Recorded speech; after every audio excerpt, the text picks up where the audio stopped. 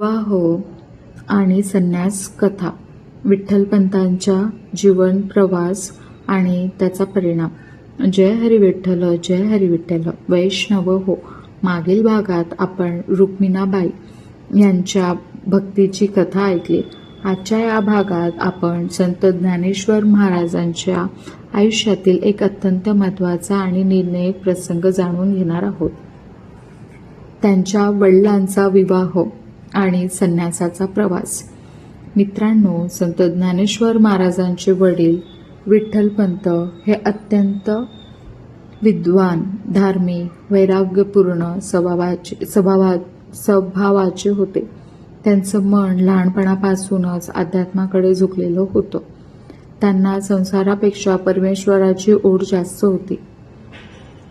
त्यांचा विवाह रुक्मिणीबाई यांच्याशी झाला. रुक्मिणीबाई या देखील अत्यंत श्रद्धाळू आणि भक्तिमय स्वभावाच्या होत्या.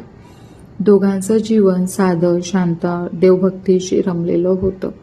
पण मित्रांनो, विठ्ठलपंतांच्या मनात एक मोठं वेगळीच तळमळ होती. त्यांना संन्यास घ्यायचा होता. संसारात राहूनही त्यांचं मन पूर्णपणे देवामध्येच रमलेलं होतं. एक दिवस त्यांनी कोणालाही न सांगता घर सोडलं आणि काशीला जाऊन संन्यास घेतला.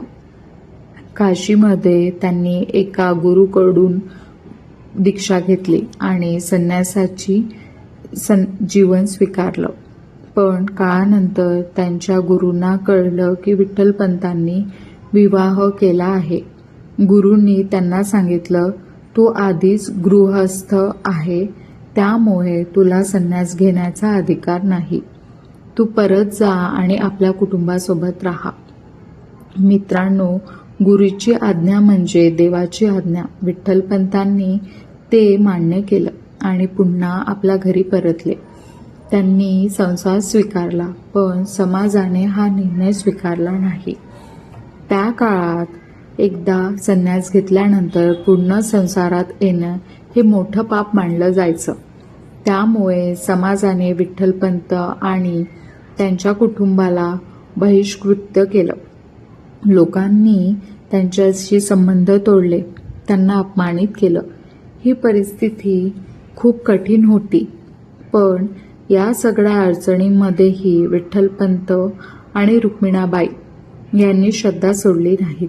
त्यांनी देवावर विश्वास ठेवला आणि आपल्या मुलांना योग्य संस्कार दिले.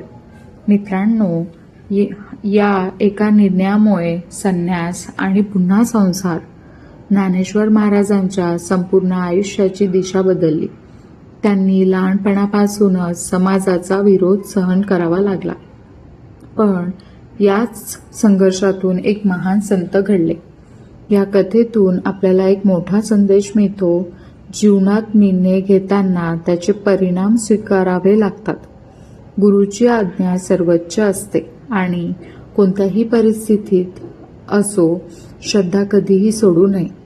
विठ्ठलपंताचा हा प्रवास आपल्याला शिकवतो की कधी कधी जीवनात घेतलेले निर्णय कठीण असतात, पण त्याच्यातूनच पुढे काहीतरी महान घडतं.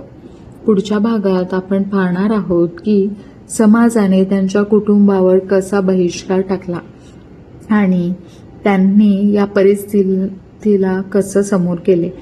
तोपर्यंत विठ्ठलाचं नाम घ्या, मन शांत ठेवा. जय हरी विठ्ठल, जय हरी विठ्ठल. मित्रांनो.